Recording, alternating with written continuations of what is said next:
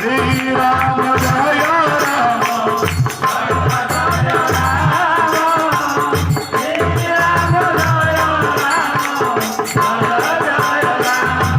हनुमान जी कौटी विपत्ति अच्छे ना आपंकर जो भजन नाई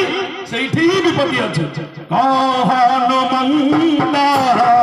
विपत्ति तब होई जगत सुमारी ना भजन न होई श्री राम जय राम जय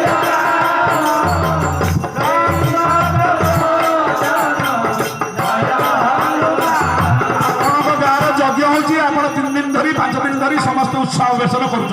प्रभुंर नाम गुण कीर्तन कर प्रभु पाखे सबुदिन प्रत्येक व्यक्ति आबाल वृद्ध बनिता समस्ते राम नाम कर अधिकारी ए ससुर भाई बो जोई देशुर एथे किछि ना सत्संग जब जोटी सत्संग होती पाई जहाँ सुमति संपत्ति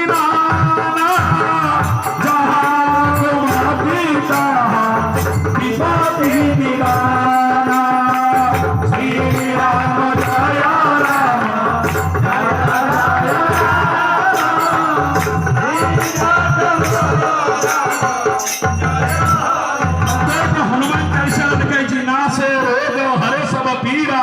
जपत निरंतर हनुमंत वीर